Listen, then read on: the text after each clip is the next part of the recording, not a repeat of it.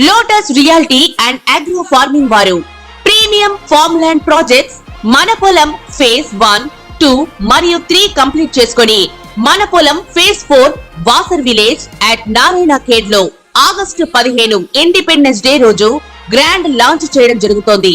Launching మరియు independence day సందర్భంగా 5 guntas land out rate లో బుక్ చేసుకున్న వారికి 1,50,000 రూపాయల డిస్కౌంట్ తో పాటు 2 గ్రాముల గోల్డ్ ఫ్రీగా ఇస్తున్నారు. పూర్తి వివరాలకు సంప్రదించండి. ఓం మహాగణాధిపతయే నమః. ఓం గురుభ్యో నమః. ఓం శ్రీమాత్రే నమః. పరమేశ్వర స్వరూపమైనటువంటి జ్యోతిష, వాస్తు మరియు ఇతర అనేకమైనటువంటి శాస్త్రములను మనకు అందించినటువంటి మహర్షులకి నమస్కారం. హయగ్రీవ హయగ్రీవ హయగ్రీవేతియో వధేత్తస్య నిస్సరసేవాణి జనుకన్యా ప్రవాహవత్. అరుణాం కరుణాతరంగితాక్షీం ధృతపాశాంకుశపుష్పబాణచాపాం అనిమాదిభిరావృతాం మయూకైః అహమిత్యేవ విభావయే భవానీం. శ్రీమాత్రే నమః. ప్రేక్షకులకి ఆ లలితాంబిక అమ్మవారి యొక్క అనుగ్రహం పరిపూర్ణంగా కలగాలని మనస్ఫూర్తి కోరుకుంటూ, మనకి ఇప్పుడు మనం చెప్పుకోబోయేటువంటిది ఏంటంటే కుజుడుకు సంబంధించింది. చాలామంది స్తంభన అనుకుంటున్నారు, కానీ కుజ స్తంభన కాదు. అది కుజుడు నీచ పొందుతున్నాడు.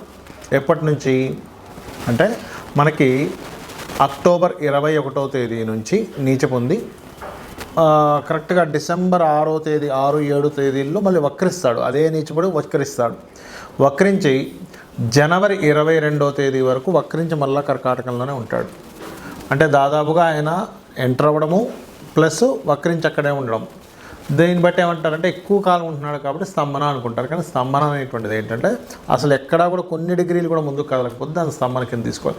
స్లో మూమెంట్ ఉంది కాబట్టి కొంతమంది స్తంభన అంటారు. బట్ అక్కడ ఇచ్చే ఫలితం చూడాలి. స్తంభించినా, వక్రించినా, నీచబడ్డా, అంటే ఒకవైపు నీచబడున్నాడు, వక్రించున్నాడు.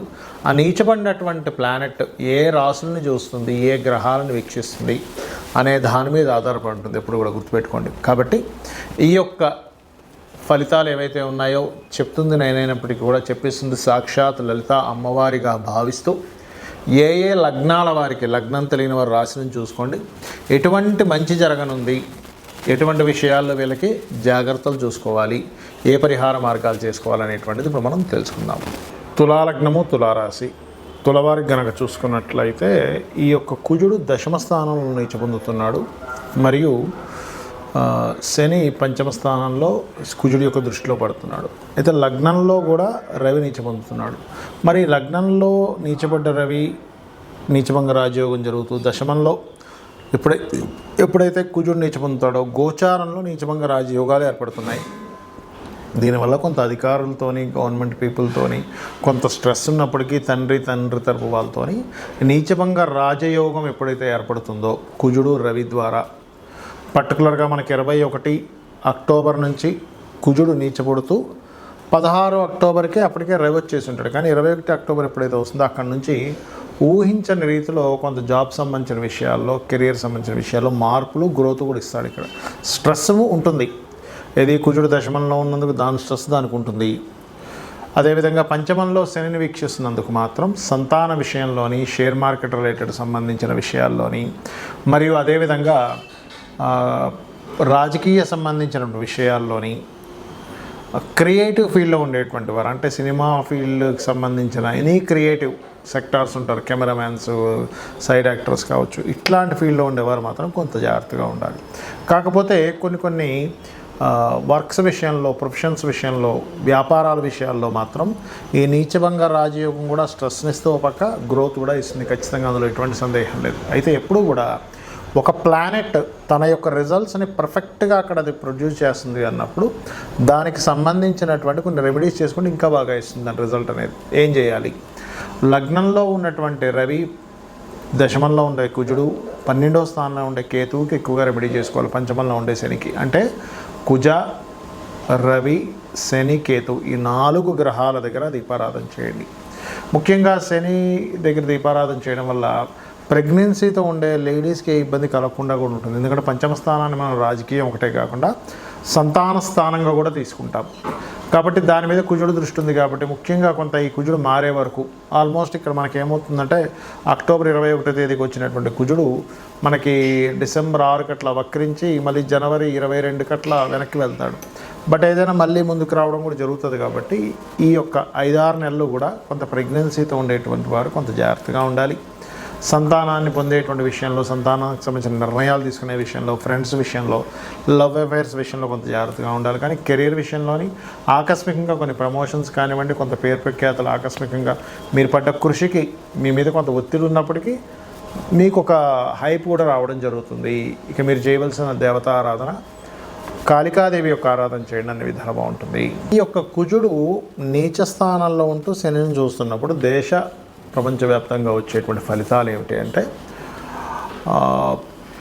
ఈ కుజుడు మారకముందే మిథునంలో ఎప్పుడైతే మనకి క్రాస్ అయ్యాడో, అంటే ఆల్మోస్ట్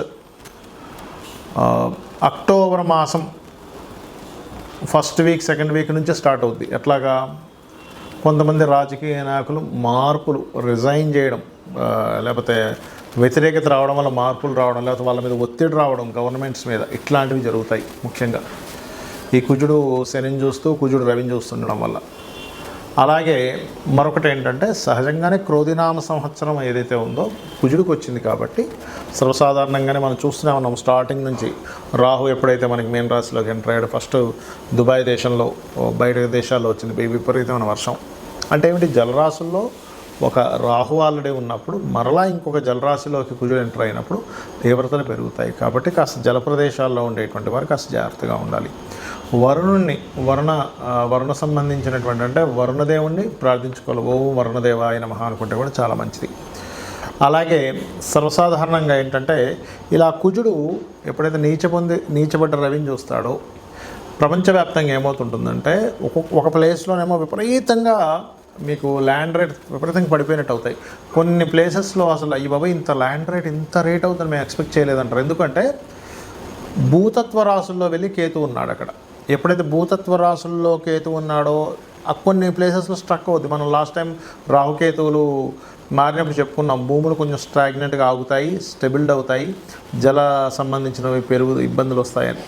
అలాగే ఏంటంటే, ఇప్పుడు భూతత్వ రాశుల్లో ఇంకా కేతువు మనకి నెక్స్ట్ ఇయర్ 2025 మే 30 వరకు ఉంటాడు. కాబట్టి కొన్ని ప్లేసెస్లో భూములు అలాగే స్ట్రక్ అయినట్టుగా ఉండి, ఎప్పుడైతే రవి మనకి ఈ తులారాశిలో సంచరిస్తుంటాడో ఆ సమయంలో ఏమవుతుందంటే, అసలు అన్ఎక్స్పెక్టెడ్గా భూములు పెరగడం, ఒకవైపు అన్ఎక్స్పెక్టెడ్గా తగ్గడం, ఈ ఫ్లక్చువేషన్ అనేది చాలా ఎక్కువగా అవుతూ ఉంటుంది. ఒక దేశం మీద ఇంకో దేశం అనుకోకుండా మెరుపుదాడులు చేయడం, అది కొన్ని మనకు చూడండి, యుద్ధ సంబంధించినటువంటి కొన్ని బంకర్స్ అవి ఉంటాయి, వాటి మీద సడన్గా దాడి చేయడం కానీ, లేకపోతే సరిహద్దుల్లో కొన్ని వాళ్ళు మీరుతుంటారు. అంటే ఏవైతే కొన్ని సెట్ ఆఫ్ రూల్స్ పెట్టుకుంటారో ఆ రూల్స్ని మీరడం, ఇట్లాంటివన్నీ కూడా కుజుడు పోలీస్కి, మన డిఫెన్స్ డిపార్ట్మెంట్ వాళ్ళకి, వీళ్ళందరికీ కారకుడు అవుతాడు. కాబట్టి అట్లాంటి సంఘటనలు ఎక్కువగా జరిగేటువంటి ఛాన్సెస్ ఉంటాయి. మరియు దీంతో పాటు ఏంటంటే, మెరుపులతో కూడినటువంటి విపరీతమైన మెరుపులతో కూడిన వర్షాలు, ఎందుకంటే కుజుడు ఈ మెరుపులకు కారకుడు అవుతాడు. కాబట్టి అట్లాంటివి రావడము. అదేవిధంగా ఇంకొంతమంది అంటున్నారు, ఏదో ఉలక వస్తుందండి ఈ మధ్యకాలంలో. ఏ ఉలకలు రావు, దగ్గరకు వచ్చి దూరం వెళ్ళిపోతాయి. ఎందుకంటే అటువంటి ఏవి కూడా వచ్చి భూమిని తాకేటువంటి సమయం జరగట్లేదు. ఎందుకంటే నన్ను చాలా రోజుల నుంచి అడుగుతున్నారు, ఏమంటే అక్టోబర్ మాసంలో ఏదో ఉలక ఉందంట కదా, కుజుడు 21వ తేదీ నుంచి నీచ పొందుతున్నాడంట కదా. అంటే అటువంటివి ఏమీ జరగవు అని చెప్పి నేను చెప్పడం జరిగింది. కాబట్టి అట్లాంటి ఉలకలు ఏమొచ్చి భూమి మీద తాగవు, దగ్గర దాకా వచ్చి తిరిగిపోవడం కూడా జరుగుతుంది చెప్పాలంటే. కాకపోతే ఏంటంటే, ఈ కొంచెం ఈ ప్రకృతి వైపరీత్యాలు మాత్రం కొంచెం ఎక్కువగానే వచ్చేటువంటి ఛాన్సెస్ కనిపిస్తున్నాయి. సో మీ అందరూ కూడా ఇప్పుడు కొంతమందికి డేట్ ఆఫ్ బర్త్ ఉంటుంది, ఉండదు. అటువంటి వారు ఏం చేయాలంటే, కుజ, శని, రాహు, కేతు, రవి ఈ 5 గ్రహాల దగ్గర దీపారాధన చేసి గోవులకి క్యారెట్స్, బెల్లము తినిపించండి. ఆంజనేయ స్వామి ఆలయాలు కానీ, సుబ్రహ్మణ్యేశ్వర స్వామి కానీ ఆలయాలకు కానీ వెళ్ళండి, అన్ని విధాలు బాగుంటుంది.